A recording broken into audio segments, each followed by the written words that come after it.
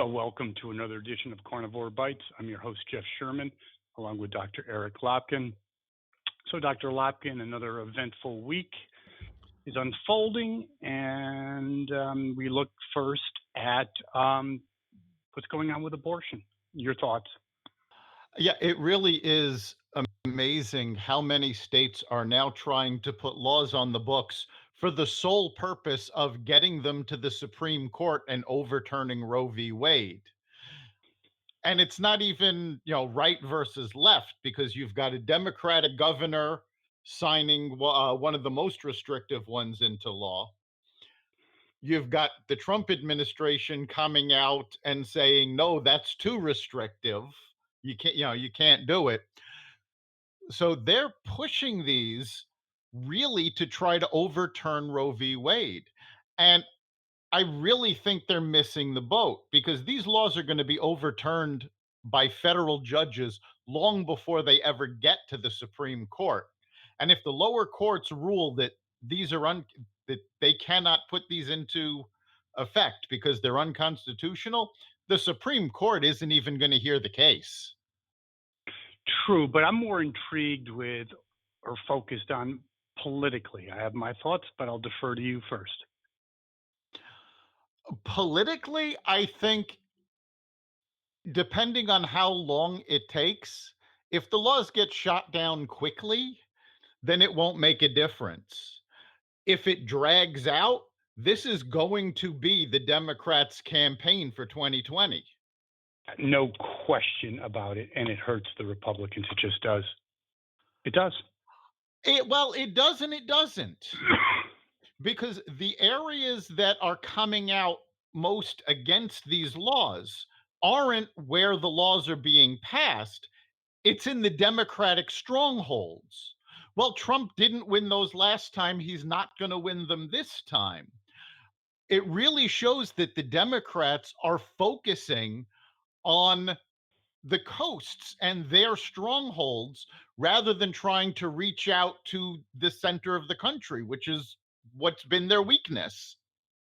No question, Dr. Lopkin, but here's what I really feel is like the Alabama law was really restrictive. I'm Yes. pretty much pro-life.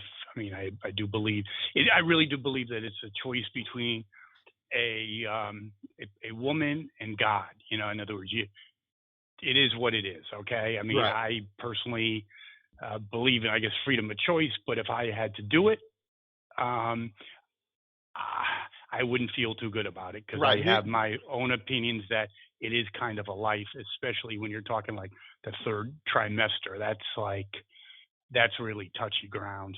I'm really being honest. I don't know what God would say about that. Well, When it, I think those third trimester laws are also going to end up pushing through. They're actually more likely to get to the Supreme Court than the restrictions are. there could be. I still think it is a rallying cry for the Democrats, and I think it may get more women out to vote, because they can use it as, gee, look how restrictive and draconian these laws are, and the women's right to choose, all the stuff, all the bells and whistles. Some of it true, some of it maybe not so true, but definitely something to consider. I think it doesn't. Was it enough to tip the election? Probably not, but I do think it hurts the Republicans and Donald Trump. Your final thoughts? Yeah, I don't think it's going to hurt Trump all that much, especially since he's already come out against the restrictive laws. I think it will get more women to come out, but it works on both sides, because recent polls show that in the states where these laws were passed, women are for them as much as men. I think if the pro-choice people really want to grab onto this and push it, and push through, keeping it from overturning Roe v. Wade, what they really need to focus on is less of, it's a woman's body, even though that's, the emotional grip. The legal argument is the right of the individual over the rights of the states. Because the whole argument that the states have is it's the rights of the states versus the rights of the federal government. So if you push it through that, no, this is violating the rights of the individual, then these will be stricken down quickly. We will see how that unfolds. Now, one thing, I have a headache, a true headache, Dr. Lopkin, a true headache, and even the doctor can't help me on this one. These I mean, it's really getting unhinged. And I know I'm partisan. I get it. But this is getting out of control. It really is ridiculous because the Mueller investigation stated there was no collusion. So if there was no underlying crime, they're trying to go, well, he was obstructing justice. He was trying to stop the investigation. How is justice obstructed when there was no underlying crime? Actually, I once thought that. I know it sounds crazy, you can still obstruct justice with no crime. I mean, it sounds crazy, but it's true. It really is ridiculous. But it is legally true. I mean, what they're doing now is they are just trying to push through obstruction charges. And essentially what Trump is saying is like, look, enough is enough. You've been looking for something to hang me on since before I took office. I'm not putting up with it anymore. Get out of my way.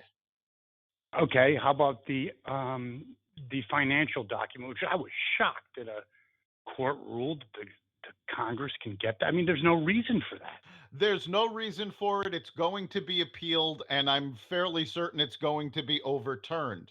What we've seen with all of the court cases against the Trump administration, be it this obstruction or the immigration laws, is Congress has been shopping these around, so they go to friendly lower courts. Oh, yeah. These court things are insane. So, I mean, like the lower court in San Francisco or something, right. whatever, the ninth district. Really blown out of the water the idea that the courts are impartial.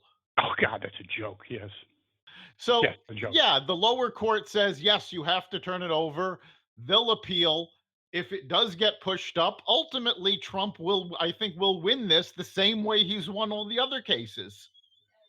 Okay, now politically, does Nadler, Schiff, the whole lot of them, what does this do politically? Politically, let me ask you a question first of all.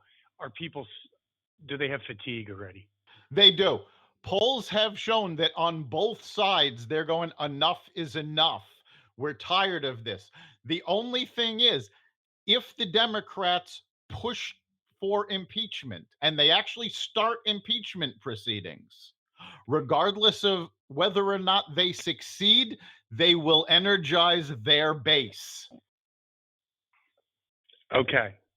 If they will it energize the Republican base? I absolutely think it'll also energize Trump's base to come out and stop this from happening more. I do think it's two things that are very sad.